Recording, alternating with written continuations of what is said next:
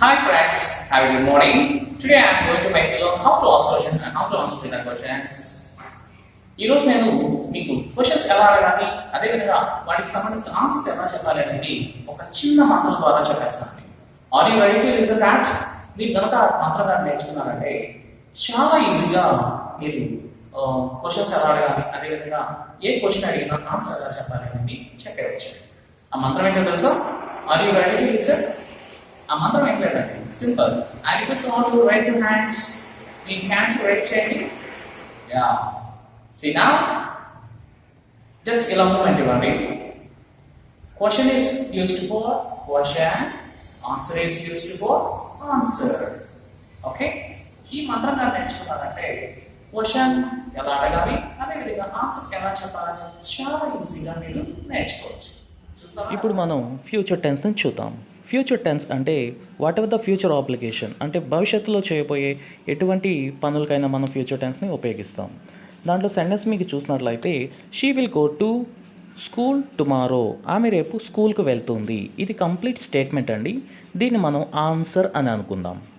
Second sentence చూసినట్లయితే ఆ first సెంటెన్స్లో ఉండేటువంటి విల్ని సబ్జెక్ట్ ముందు పెడితే మనకి ఇంటరాగేటివ్ సెంటెన్స్ అవుతుంది. అప్పుడు will she go to school tomorrow అని అవుతుందండి. దీన్ని మనం క్వశ్చన్గా అనుకుందాం. ఓకే, ఫస్ట్ వన్ వచ్చి ఆన్సర్, సెకండ్ వన్ వచ్చి క్వశ్చన్. ముందు మీకు చెప్పిన మంత్రం ప్రకారం ఏ విధంగా question is used for question and answer is used for answer అవుతుంది అనేది ఇప్పుడు చూద్దాం. ఇప్పుడు ఎవరైనా మనల్ని క్వశ్చన్ అడిగారు అనుకోండి, మనం ఏం చెప్తాం? ఆన్సర్ చెప్తాం. ఇక్కడ సెంటెన్స్ చూడండి, second one, will she go to school tomorrow, ఆమె రేపు స్కూల్కి వెళ్తుందా అని ఇక్కడ క్వశ్చన్ అడిగారు కాబట్టి మనం ఆన్సర్ ఎస్ కానీ నో కానీ చెప్పాలి. ఇప్పుడు మనం ఆన్సర్ దేంతో చెప్పాలి? ఆన్సర్తో. ఎందుకోసమంటే answer is used for answer అన్నాం కదండి. కాబట్టి ఆన్సర్ ఏంటి ఈ రెండు సెంటెన్స్లో? First one. కాబట్టి ఈ ఫస్ట్ వన్ అయినటువంటి she will go to school tomorrow అనే దాని ముందు ఎస్ యాడ్ చేయండి. అది మనకు పాజిటివ్ సెంటెన్స్ అవుతుంది. As she will go to school tomorrow. అదే మనకు నోతో ఆన్సర్ చెప్పాలి అనుకుంటే సెంటెన్స్ ముందు మీకు నో పెట్టండి. బట్ ఇక్కడ హెల్పింగ్ వెర్బ్ తర్వాత ఎప్పుడైనా కూడా ఏ టెన్స్లో అయినా కూడా నాట్ ఎక్కడ పెట్టాలి అంటే హెల్పింగ్ వెర్బ్ తర్వాత పెట్టాలి అండి. ఇక్కడ ఈ సెంటెన్స్లో నాట్ ఎక్కడ పెట్టాలి అంటే హెల్పింగ్ వెర్బ్ అయినటువంటి విల్ తర్వాత పెట్టాలి. ఇక్కడ విల్ ప్లస్ నాట్ వోంట్గా మనం ఇక్కడ ఉపయోగించుకోవచ్చు. కాబట్టి no she won't go to school tomorrow అని మనం చాలా సింపుల్గా ఉపయోగించవచ్చు. ఓకే, అర్థమైంది కదండి.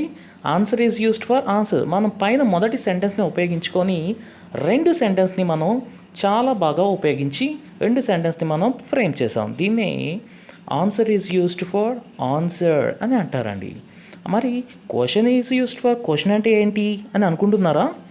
చాలా సింపుల్ అండి. సెకండ్ వన్ ఏంటి? Question. Will she go to school tomorrow. దీన్ని బేస్ చేసుకొని మనం క్వశ్చన్స్ని చాలా ఈజీగా అడగొచ్చు అండి. For example, will she go to school tomorrow, దీని ముందు మనం ఏ క్వశ్చన్ వర్డ్ పెట్టినా కూడా కంప్లీట్ క్వశ్చన్ అయిపోతుందండి.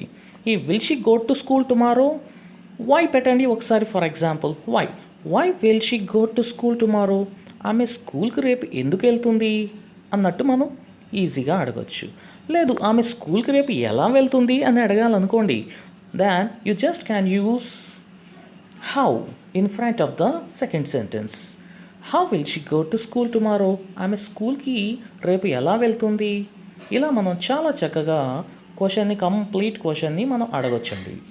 For example, how will she go to school tomorrow, ఇది మనం ఇప్పుడు క్వశ్చన్గా తీసుకున్నట్లయితే మనం ఇతరులకి ఆన్సర్ చెప్పాలి. ఎలా అంటే చూడండి, how will she go to school tomorrow, ఆమె రేపు స్కూల్కి ఎలా వెళ్తుంది అని క్వశ్చన్ అన్నప్పుడు మనం ఆన్సర్ ఏం చెప్పాలి? ఆమె కార్లో వెళ్తుందో, లేకపోతే నడిచి వెళ్తుందో, సైకిల్లో వెళ్తుందో, బైక్లో వెళ్తుందో అని చెప్పాలి.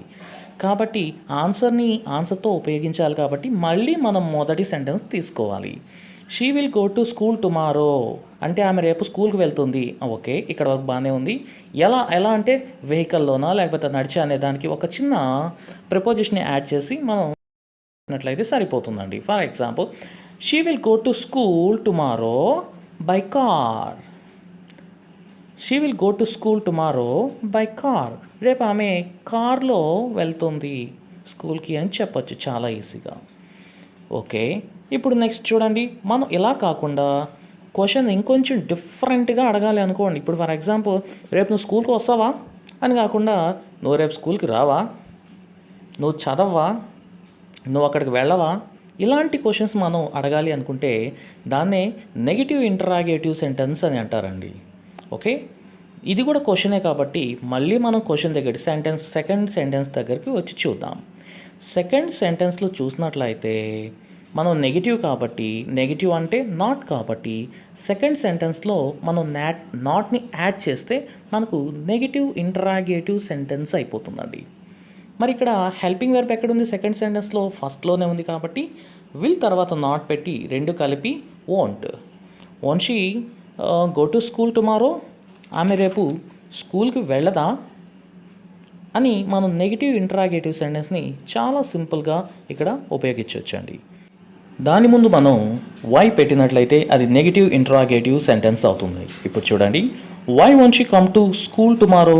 ఆమె స్కూల్కి రేపు ఎందుకు రాదు? ఈ విధంగా మనం నెగిటివ్ ఇంటరాగేటివ్ క్వశ్చన్ని ఉపయోగించవచ్చు. నెక్స్ట్ మరొక ఎగ్జాంపుల్ చూసినట్లయితే, I will call you later. నేను నీకు తర్వాత కాల్ చేస్తాను. ఆ విల్ని ముందు పెట్టి ఐని యూగా మార్చండి.